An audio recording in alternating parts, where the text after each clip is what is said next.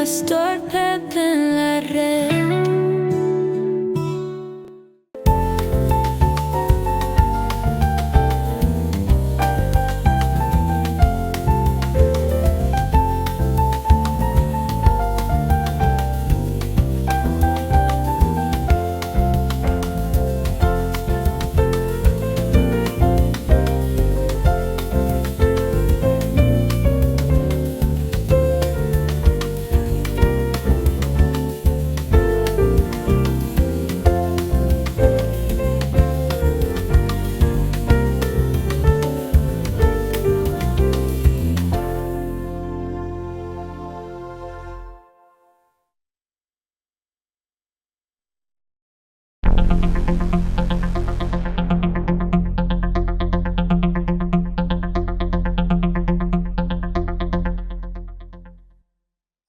Yo quisiera traerles a ustedes a consideración lo siguiente. Les quiero contar una historia. Y la historia cuenta de un piloto de las Fuerzas Armadas, un experto en todas las áreas de tecnología, en lo que tiene que ver con la aviación. Y entonces le dieron para que probara un jet último modelo con lo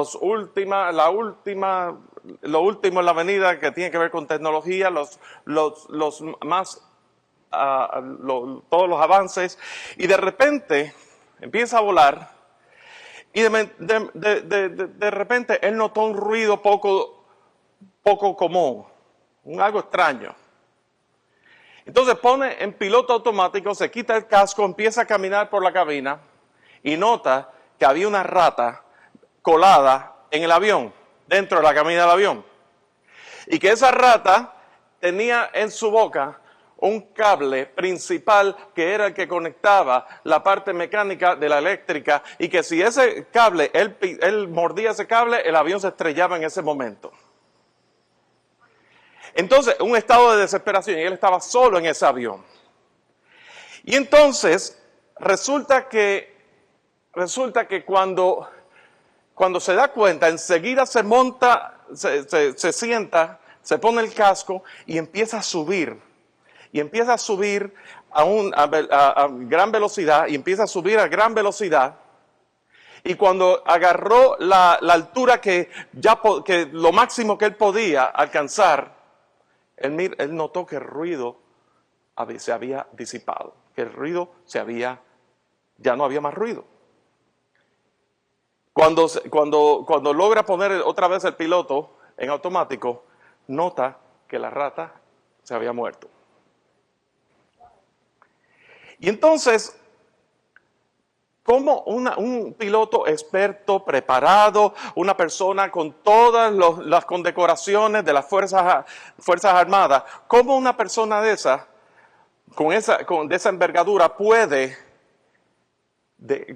una rata, una cosa tan ¿verdad? Tan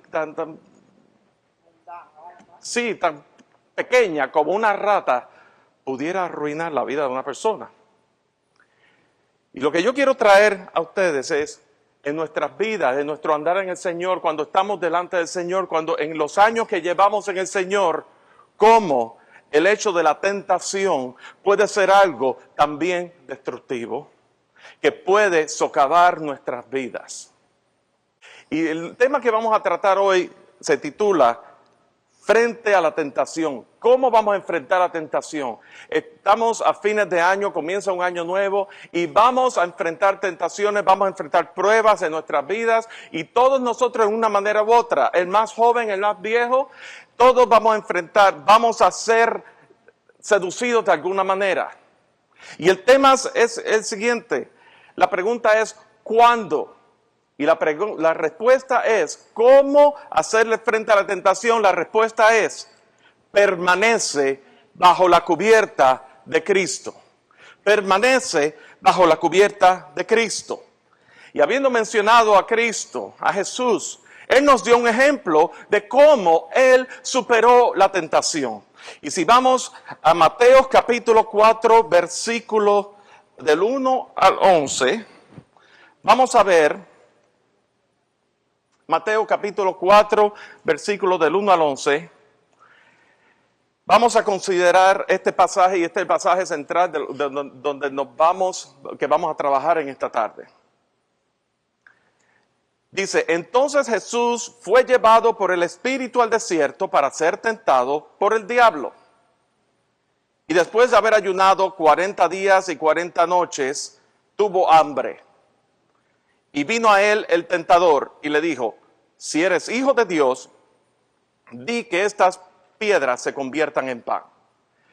Él respondió y dijo, escrito está, no solo de pan vive el hombre, sino de toda palabra que sale de la boca de Dios. Entonces el diablo le llevó a una santa ciudad y le puso sobre el pináculo del templo y le dijo, si eres hijo de Dios, échate abajo, porque escrito está, a sus ángeles mandará acerca de ti, y en sus manos te sostendrá, para que no tropieces con tu pie en piedra. Jesús le dijo, escrito está también, no tentarás al Señor tu Dios. Otra vez le llevó el diablo a un monte muy alto y le mostró todos los reinos del mundo y la gloria de ellos. Entonces le dijo, todo esto te daré si postrado me adorares. Entonces Jesús le dijo, vete Satanás, porque escrito está, al Señor tu Dios adorarás y a Él solo servirás. El diablo entonces le dejó y aquí vinieron ángeles y le servían. Y vamos a considerar lo siguiente. Primero que nada, vamos a tratar unas cuantas observaciones aquí. ¿Qué había ocurrido antes de que Jesús fuese tentado? Si vamos al capítulo anterior, que no lo vamos a leer, ustedes lo pueden leer por su cuenta, Jesús había sido bautizado. Había sido bautizado en el río Jordán por Juan el Bautista. Juan el Bautista, recordamos en ese pasaje de que él anunciaba, arrepentidos porque el reino de los cielos se ha acercado. ¿Verdad? No solamente eso, Jesús fue bautizado delante de gente. No fue un acto privado. Fue en realidad un evento que ocurrió delante de personas. Hubo testigos que presenciaron el bautismo de Jesús. Luego nos dice ese pasaje en el capítulo anterior que el Espíritu Santo descendió como paloma, declarando que Él es el Hijo de Dios y declarando que Él es el Salvador. ¿verdad? Este es mi Hijo amado en quien tengo complacencia. Luego de que eso ocurre, lo próximo que nos dice es que Jesús fue llevado por el Espíritu al desierto para ser tentado. Eso es lo próximo que nos dice, que registra las Escrituras. Y lo primero que vamos a observar aquí es lo siguiente. La tentación es algo en lo cual nadie queda exento. Especialmente los llamados y separados por Dios en una capacidad específica. Nadie queda exento de la tentación. Entonces, consideremos esto. Jesús todavía no había iniciado su ministerio. Jesús estaba a punto de iniciar su ministerio. Aún después de ser, fíjense una cosa, que es lo próximo que queremos considerar. Jesús fue bautizado y Él no fue a Jerusalén. Él fue al desierto, fue llevado al desierto. ¿Qué es lo que tiene el desierto en particular? ¿Qué se traía Jesús en el desierto? ¿Por qué fue llevado al desierto? Bueno, Jesús estuvo ahí 40 días en ayuno, estuvo a solas con Dios el Padre. Y recordemos que Jesús estaba ahí en su naturaleza, siendo todo hombre y todo Dios, lo cual la naturaleza de Jesús. Vamos a abundar un poco más sobre eso un poco más adelante, pero Jesús estaba ahí en su naturaleza humana, fue llevado físicamente al desierto y él tenía necesidad de estar a solas en comunión íntima con el Padre.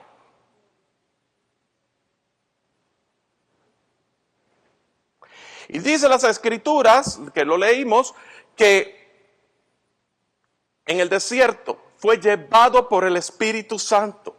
El Espíritu Santo que descendió sobre él como paloma.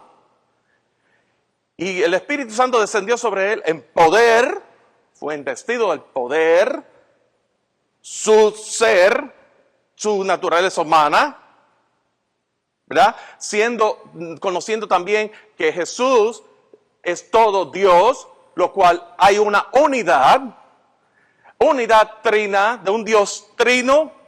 El Padre no es el Hijo, pero el Padre es Dios y el Hijo es Dios. El Hijo no es el Espíritu Santo, pero el Hijo y el Espíritu Santo es Dios. El Espíritu Santo no es el Padre no es el Espíritu Santo, pero es Dios, donde hay una relación, una interrelación entre esa unidad, una sola persona, una persona en tres personas distintas, que se relacionan entre sí y cada uno tiene una función y capacidad específica. Y que el Padre no dejó de ser Padre y funcionar como Padre para que entonces venga el Hijo y que funcionara como Hijo el tiempo que estuvo aquí en la tierra, y después vino el Espíritu Santo y ahora estamos en la época del Espíritu Santo y el Padre y el Hijo, pues ya eso parte del pasado, como sugiere cierta doctrina que se llama el modalismo, mayormente de lo que se llama el movimiento Oneness Pentecostal, entre las personas T.D. Jakes y Joyce Myers. Son personas que no creen en la Trinidad en ese sentido. Si ellos creen en la individualidad de cada persona en un momento específico y no en la interrelación que Dios opera y actúa en un Dios trino aún hoy día. Padre, Hijo, Espíritu Santo.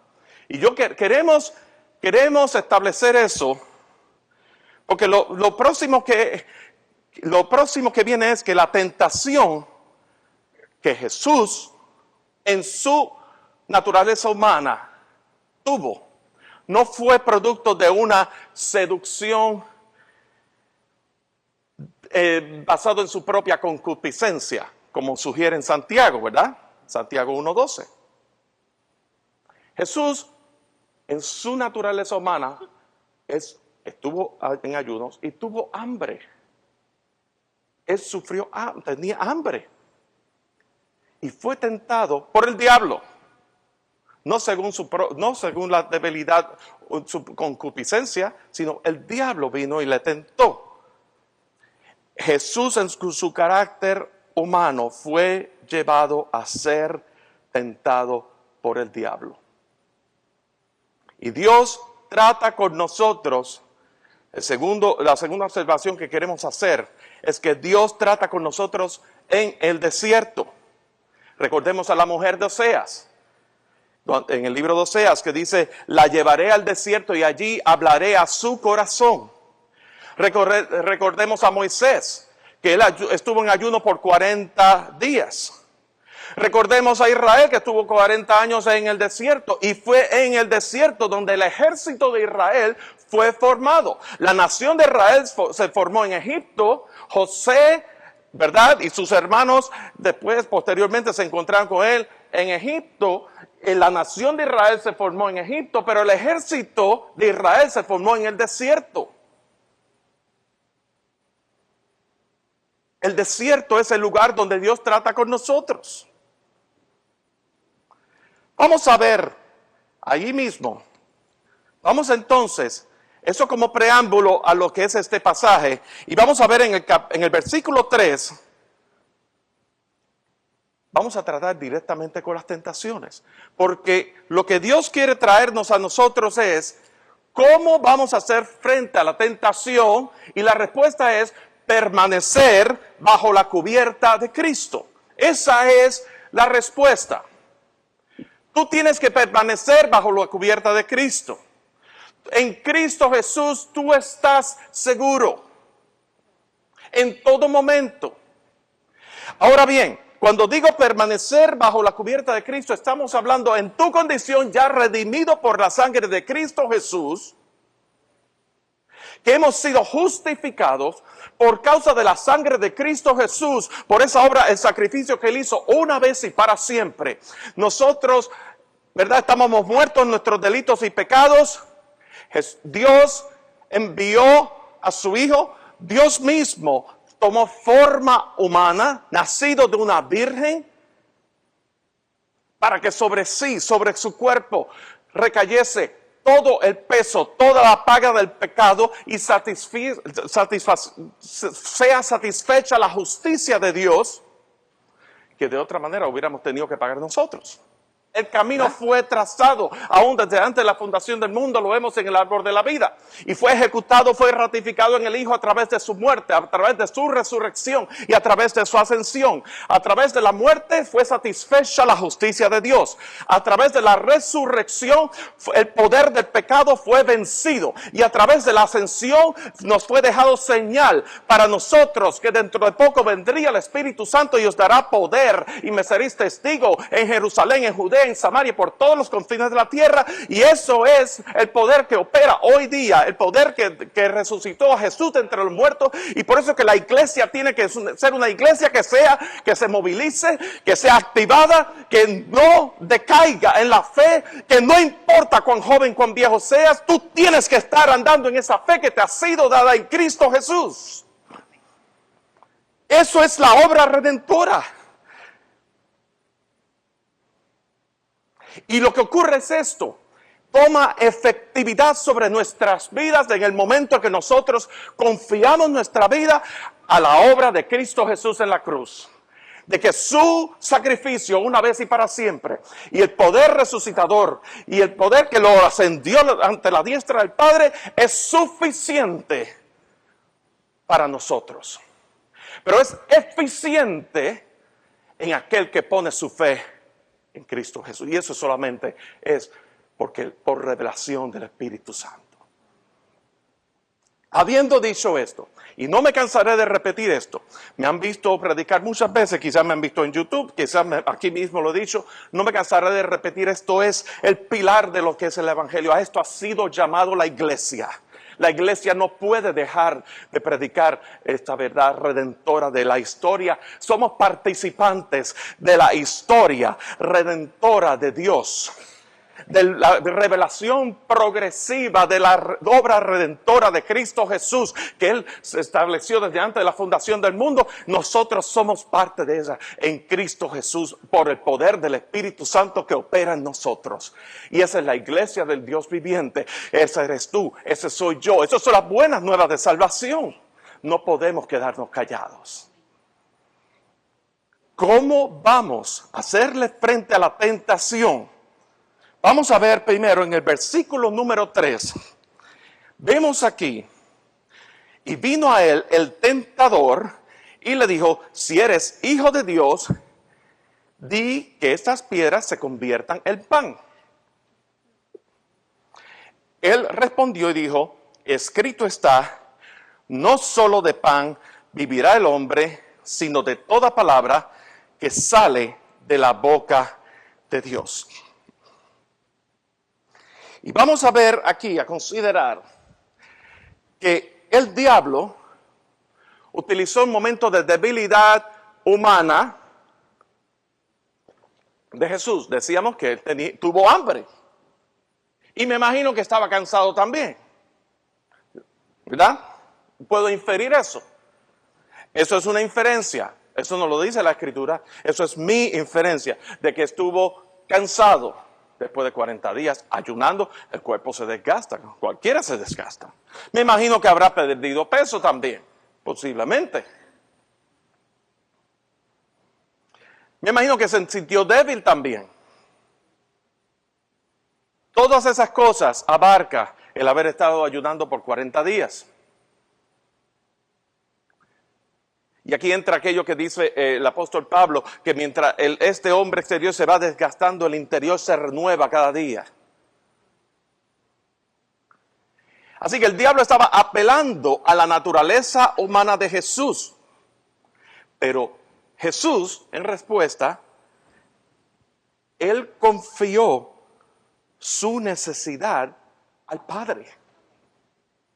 Así como Jesús estaba todo ese tiempo en el desierto, en comunión con el Padre, Jesús, aún en ese aspecto que tiene que ver con hambre, necesidad fisiológica, Jesús lo confió a su Padre. Y de ahí, no solo de pan vive el hombre, sino de toda palabra que sale de la boca de Dios. Así que lo que queremos ver aquí es lo siguiente. Cuando tú eres tentado, y el asunto no es si vas a ser tentado, es cuando seas tentado, tú tienes que confiar tu vida y tu necesidad. Y usualmente cada cual es tentado conforme a su propia concupiscencia, Santiago 1:12, pero al final de Santiago, pero también se acuerda a su propia necesidad. Y cuando el enemigo viene a traer, a seducirte con cosas, tú tienes que confiar tu vida a Dios en ese momento. Tú tienes que confiar tu necesidad a Dios. Tú tienes que confiar tu debilidad a Dios. Y ahí es donde entra la gracia de Dios. Bástate mi gracia porque mi poder se perfecciona en tu debilidad.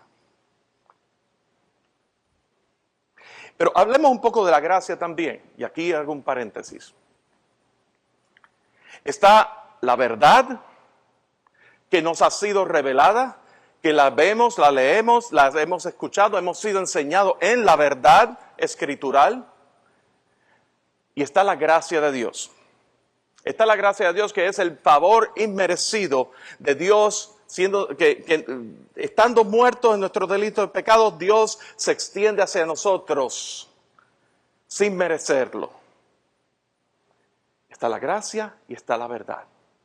Yo quiero traer a su consideración una cosa. Muchas veces nosotros en nuestro andar en el Señor, nosotros apelamos a la gracia todo el tiempo y descuidamos la verdad. Apelamos a la gracia, al favor inmerecido de Dios todo el tiempo, pero descuidamos la verdad. Yo quiero traer a su consideración que la gracia sin la verdad te puede llevar a herejía. ¿Ok? Pero por el otro lado ocurre también. Muchas veces apelamos a la verdad, verdad, fundamento, verdad, y descuidamos la gracia de Dios. Y yo quiero someter ante tu consideración que la verdad sin la gracia de Dios te puede llevar al legalismo. Te puede llevar a un sentido de justicia propia. Nos puede llevar a un sentido de creernos más de lo que somos. Y el problema con eso es que cuando viene la tentación y caemos, y hemos estado enfocados en la verdad, lo cual hay que enfocarse en la verdad, no se puede descuidar, pero tampoco se puede descuidar la gracia. En la verdad, la gracia en el contexto de la verdad, imagínense una fruta, hablemos aquí en Miami, el mamey, qué rico el mamey, y está la semilla del mamey adentro, esa es la verdad, sólida, y la gracia cubre el mamey, ¿verdad? Lo que es la masa, que es rica, lo que nos comemos, cubre la semilla, eso es la gracia, la verdad cubierta en la gracia de Dios. Entonces es la seguridad que tenemos nosotros, de que si nosotros caemos, el Espíritu Santo nos recuerda la verdad, pero nos recuerda la gracia, que ahí te levanta, te restaura y realmente te dice, anda y no peques más, como Jesús le dijo a la mujer prostituta. Eso es importante y la iglesia del Señor necesita la gracia y la verdad y necesitan practicarla. Y eso es algo que tenemos que pedirle al Señor que nos haga, gente, que nos haga siervos de Él, llenos de gracia y llenos de verdad, así como Jesús es todo lleno de gracia y lleno de verdad. Porque eso nos va a dar la seguridad de que realmente le pertenecemos a Él. Parecía que era un paréntesis que no tenía nada que ver, pero sí tiene que ver. Porque eso es una aplicación. Amén. En el versículo 5 vamos a ver lo próximo. Entonces el diablo le llevó a la santa ciudad y le puso sobre el pináculo del templo. Y le dijo, si eres hijo de Dios, échate abajo, porque escrito está, a tus ángeles mandará acerca de ti y en sus manos te sostendrá. Fíjate qué interesante. Qué interesante. Primero le está diciendo, échate abajo. Primero le dice, lo lleva al pináculo del templo. Y vamos a poner en contexto aquí un poco eso del pináculo del templo. ¿Dónde estaba Jesús en ese momento? En el desierto. En las afueras de Jerusalén, ¿verdad que sí? ¿Y qué era lo que se movía en Jerusalén? La religiosidad, el fariseísmo, la ley condenadora, la ley que está apuntando a ti, hacia ti, todo eso, ¿verdad? La verdad sin la gracia. Entonces, Satanás le estaba ofreciendo, lo lleva al pináculo del templo, donde yo me imagino que dentro del templo estaban los fariseos y los escribas y los sacerdotes y todas esas cosas, y le estaba ofreciendo básicamente la oportunidad de que de aquí tú te tiras para abajo, te echas para abajo y entonces los ángeles te van a recoger y te van a salvar. Y entonces, prácticamente, intrínsecamente ahí, yo me imagino, ¿verdad? Extrapolando aquí este pasaje, yo me imagino que toda esa gente van a ver ese milagro y van a creer.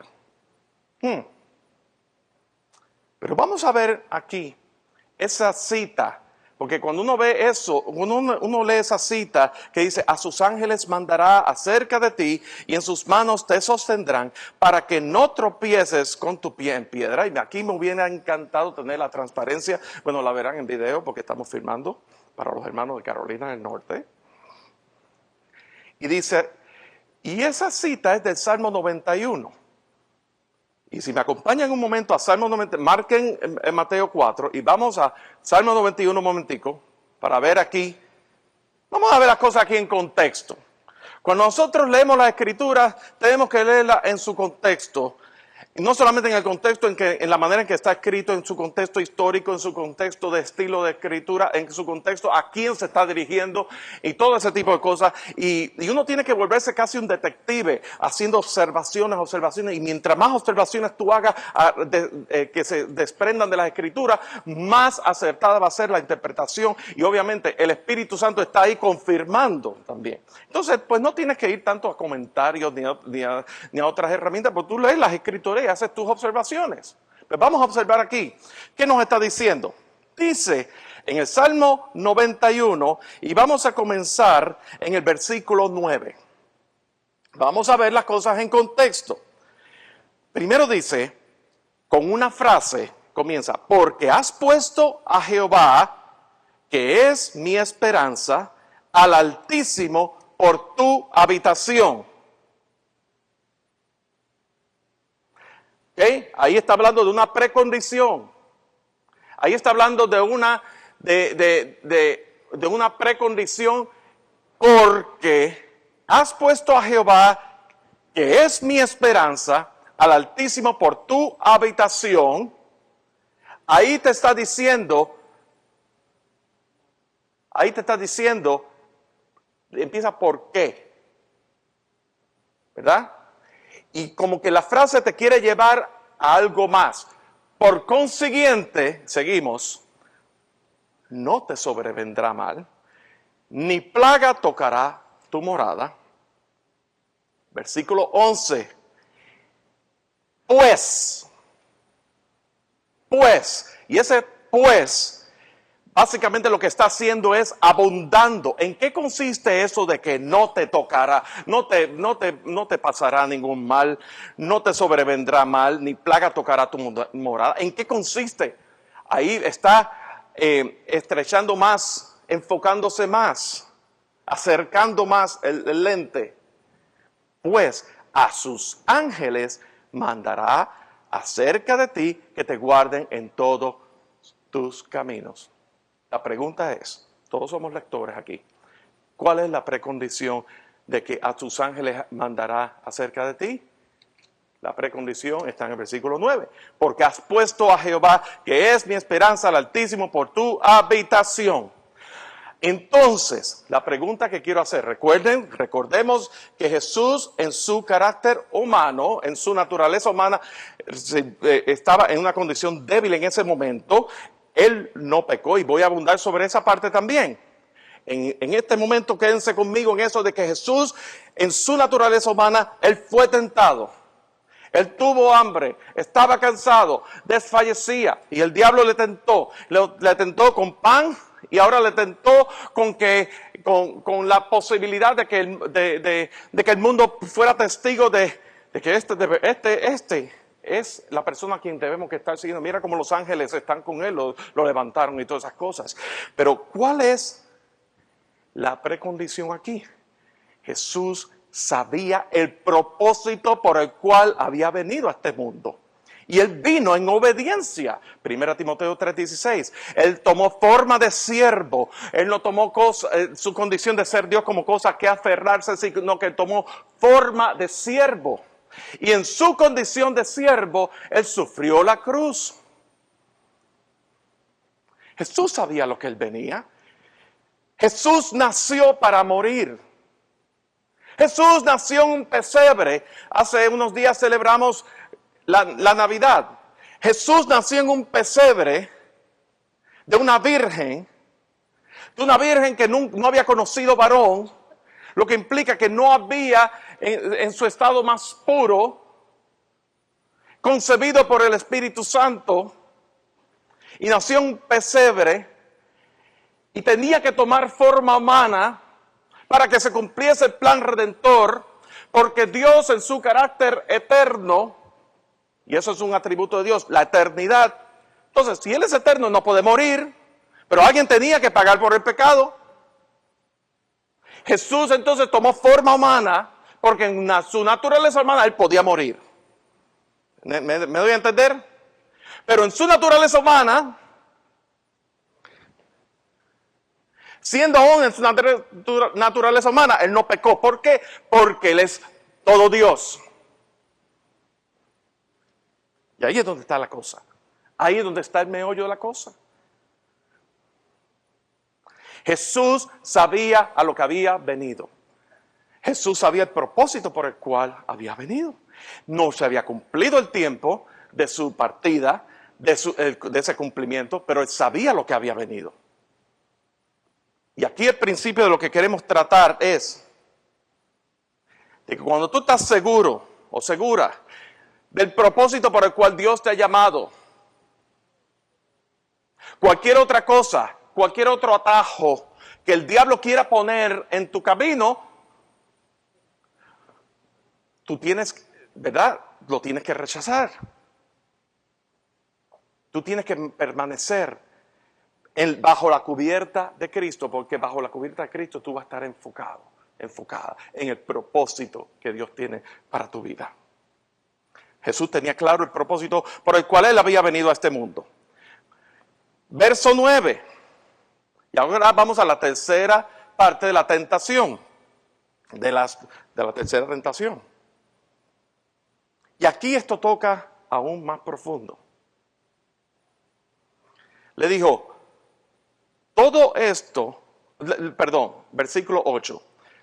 Otra vez le llevó el diablo a un monte muy alto y le mostró todos los reinos del mundo y la gloria de ellos. Y le dijo, todo esto te daré si postrado me adorases. Entonces Jesús le dijo, vete Satanás, porque escrito está, al Señor tu Dios adorarás y a Él solo servirás. Y aquí está tocando un tema bastante delicado. Fíjense esto. Todo esto te daré si postrado me adorases. ¿En qué consiste la tentación?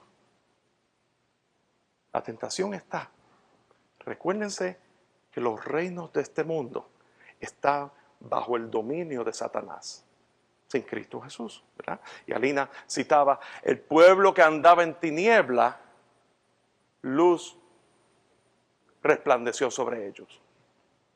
¿Verdad? Entonces, el mundo está bajo el dominio de Satanás. El pecado abundaba grandemente. Y dice, los reinos de este mundo y toda su gloria. Aquí está el problema. Satanás le estaba ofreciendo algo, algo a Jesús que ya era de él. Pero si lo dejamos ahí, pues no estamos diciendo la historia completa. Satanás estaba tentando a Jesús con ofrecerle los reinos del mundo y la gloria del mundo sin la cruz. Sin la cruz. La manera fácil. La condición, si postrado me adorases. La cruz. La cruz está la clave ahí.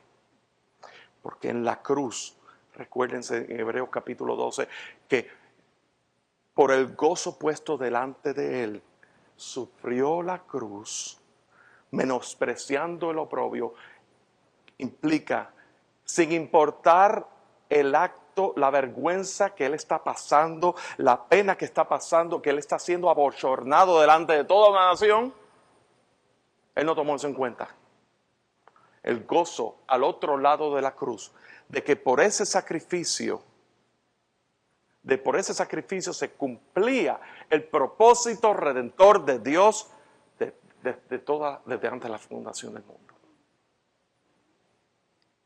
Pero vamos aún más allá. Sin la cruz, a través de la cual tú y yo no hubiéramos sido partícipes del plan redentor de Dios, estuviéramos todavía bajo el dominio de Satanás. Sin la cruz, que implicaba que la justicia de Dios quedaba sin ser satisfecha. La paga del pecado es muerte.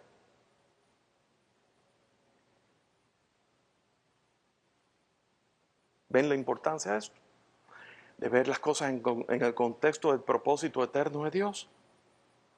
Una artimaña del enemigo. Y esto tocaba una pieza clave porque tenía que ver con el pacto que Dios había hecho consigo mismo de antes de la fundación del mundo. La simiente de la mujer, Génesis 3, ella te herirá en tu cabeza y tú en el calcañar. Eso no se hubiera quedado sin ser cumplido. Pero Jesús, como estuvo en comunión con el Padre, Él pudo levantarse en el poder, porque Él es Dios, en el poder, Él es Dios, y decir, vete Satanás, porque escrito está, a tu Dios solamente ahora. Consideremos esto, rapidito. ¿Puede ser Jesús tentado? Leíamos, ¿verdad? Y yo no abundé sobre eso, pero en la segunda tentación, cuando Jesús dijo, escrito está, no tentarás al Señor tu Dios. ¿Puede ser Jesús tentado? Bueno, Jesús pudo ser tentado en su naturaleza humana. Sin embargo, Él no pecó porque su naturaleza humana, así como el mamey, la semilla del mamey, la gracia y la verdad, asimismo, su naturaleza humana estaba cubierta por la naturaleza divina de Jesús. Y por eso la naturaleza divina de Jesús es incorruptible. Por eso es que Jesús nunca pecó. Jesús tomó forma humana, pero Él nunca pecó. Y consideremos esto, Jesús es todo hombre y todo Dios. A través de la historia ha habido muchas herejías que sugieren distintas ideas. Por ejemplo, la idea de que Jesús fue un ser creado por Dios, que proviene del arianismo. De ahí se sustrae la teología de los testigos de Jehová y parte del mormonismo también. Bueno, Jesús no fue un ser creado, Jesús es Dios. Y en su divinidad, la Virgen María fue concebida por el Espíritu Santo. La otra idea de que Jesús es mitad hombre y mitad Dios. O la idea de que Jesús como un ser, fue un ser divino, sí, que vino a ocupar un cuerpo vacío, sin alma. Esa es una idea también que ha circulado por la historia, pero no ahora, de siglos, aún desde el primer siglo. Les recomiendo un libro que lo escribió San Atanasio, se llama En la Encarnación, y ese libro describe, es un libro de apologética bíblica, y Atanasio vivió en la iglesia del primer siglo, y de aún desde entonces estaba discutiendo el hecho de la encarnación del Hijo. La idea de Jesús con dos naturalezas separadas una de la otra y ninguna se relaciona con la otra. También esas son ideas que han venido a través de la historia. Pero Jesús es todo hombre. Jesús tenía cuerpo humano. Jesús pasó hambre. Jesús se cansó. Su cuerpo dejó de funcionar con su muerte. Él tenía mente humana. Él creció en sabiduría. Él tenía alma y emociones humanas. Pero al mismo tiempo Jesús es todo Dios. Él comparte los atributos de un Dios trino, su omnipotencia. Jesús efectuó milagros, calmó la tormenta, multiplicó los panes y los peces. El Espíritu Santo vino sobre él. Es su omnisciencia en todo lo que él todo lo conoce. Donde hay dos o más reunidos en mi nombre, ahí estoy yo. Jesús dejó eso como promesa. Jesús en su soberanía divina y el perdón de los pecados. Así ha dicho el Señor en el Antiguo Testamento refiriéndose a la ley, pero yo os digo ahora, eso lo dice un Dios que tiene autoridad aquí mismo. Aún lo dijo Jesús, hombre, aquí, pero en la autoridad de su condición divina. Es digno de ser adorado, para que en su nombre se doble toda la rodilla. La palabra dice adorarle los ángeles en Hebreos 1:6. Habla de su inmortalidad, su carácter eterno. Habla de su resurrección, el poder que venció la muerte. Ese es todo Dios, Jesús todo Dios.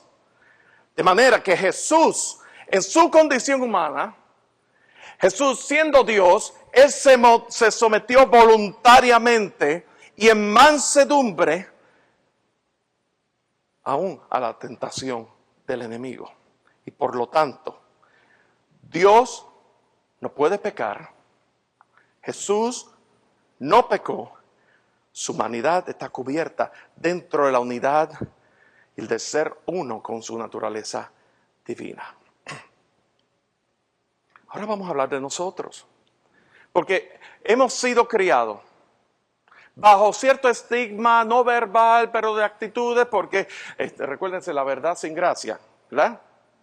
De que la tentación, si tú estás tentado, es que tú estás en pecado.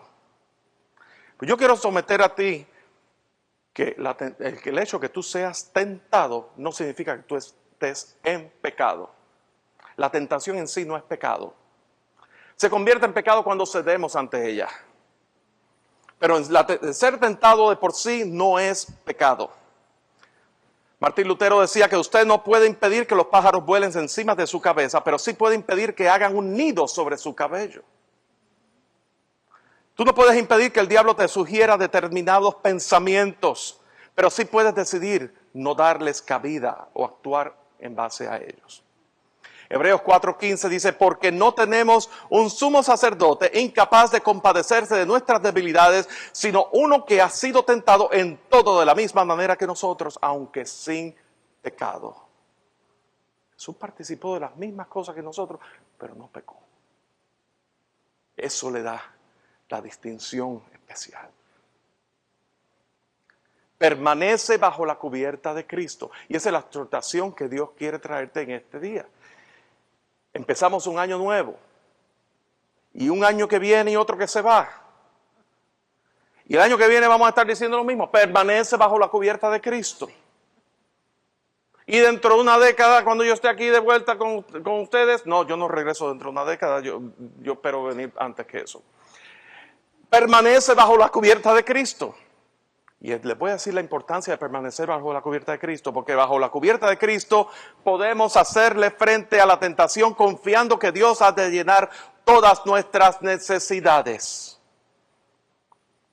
Número 2, Bajo la cubierta de Cristo podemos hacerle frente a la tentación de distraernos con los afanes y vanagloria de este mundo.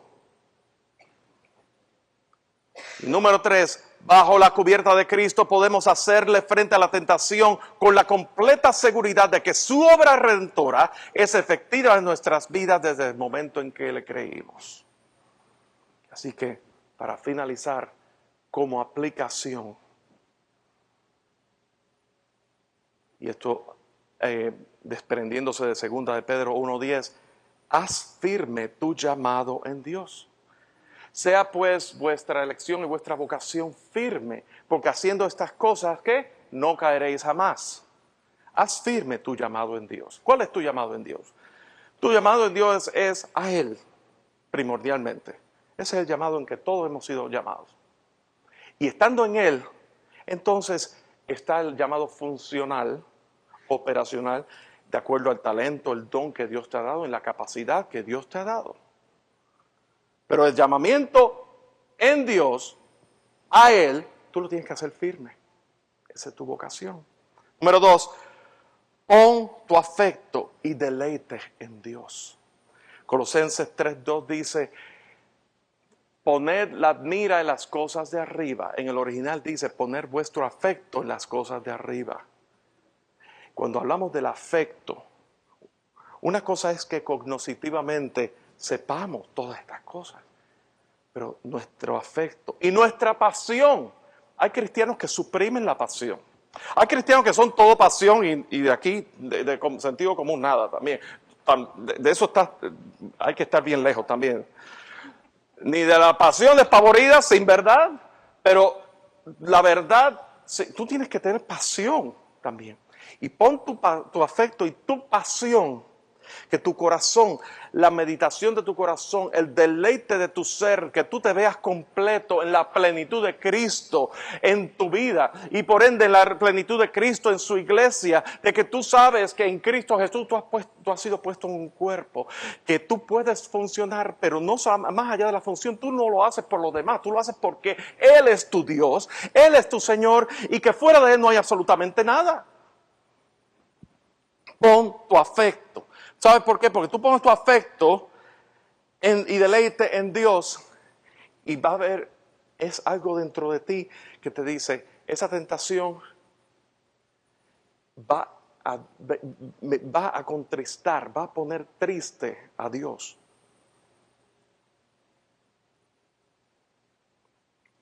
Tercero y último, asegúrate que tus decisiones estén dentro de la voluntad y propósito de Dios. Y aquí viene la coletilla, que nosotros los latinos nos gusta esto. Escuchen bien. No manipules tu razonamiento para forzar tu voluntad en la decisión. No manipules tu razonamiento. Nosotros nos gusta razonar mucho. Nos gusta improvisar. A los latinos somos expertos. ¿Por qué ustedes creen que en la música, yo soy músico, los que no me conocen, y eso es lo que yo hago, lo que he hecho por muchos años para vivir, mi familia comió de la música? ¿Por qué ustedes creen que hay tanto músico latino que le canta el jazz? Porque en el jazz se improvisa y los latinos nos gusta improvisar. No somos, en ese sentido de sistemático, no somos muy ahí, no está ahí, ¿ves? Hay sus excepciones, pero como regla general, nos gusta en el aquí y ahora. Y nos gusta razonar.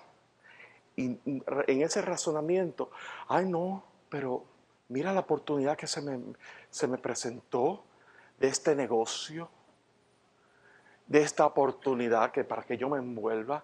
Y fíjate las cosas que yo puedo hacer para el Señor cuando yo prospere ese negocio. Y me envuelvo y me envuelvo y me envuelvo y doy mi vida a mi negocio. Y cuando viene a ver, he perdido el contacto, he perdido el enfoque con el propósito de Dios. Pero lo que yo hice, y eso ocurre solamente, sobre todo en el principio, es forzar mi razonamiento, empezar a razonar. En vez de orar y buscar la paz del Señor, la confirmación del Señor, la seguridad, alinearme con la voluntad de Dios, no, yo empecé a razonar. Y empecé a buscar la escritura también. Buscar la escritura muchas veces fuera de contexto. El Señor me llamó. Permanece bajo la cubierta de Cristo. Y le podrás hacer frente a la tentación. El Pastor Pepe te invita a descubrir su nuevo sello discográfico, José R. Bass Music, donde la inspiración y el crecimiento se encuentran a través de la música. Descubre música que eleva y edifica tu alma y espíritu. Desde piezas clásicas para el violín, hasta producciones de alabanza y adoración, y la más reciente serie de música sacra urbana, hip hop y reggaetón, para la juventud. Hay música para todos los gustos y edades.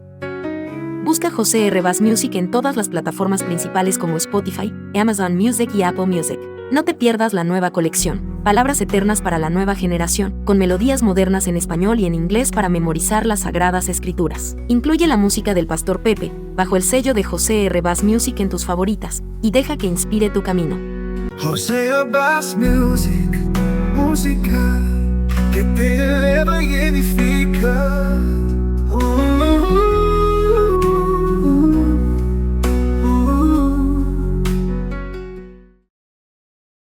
¿Buscas contenido que te edifique espiritualmente? Suscríbete al canal de YouTube de Pastor Pepe en la red. Aquí encontrarás contenido gratuito en español, creado para ti. Disfruta de enseñanzas expositivas a la luz de la palabra de Dios en Pastor Pepe desde el púlpito. Y explora temas de interés general y de la actualidad en Notas Sueltas. Además, deleita tu alma con música original que te eleva y te inspira en José R. Bass Music. Nuestro contenido está disponible en todas las plataformas de descarga, para que puedas acceder a él en cualquier momento. No te pierdas nada. Suscríbete ahora y activa la campanita para recibir notificaciones de nuevos contenidos. Visita pastorpepe.com para más información. Pastor Pepe en la red.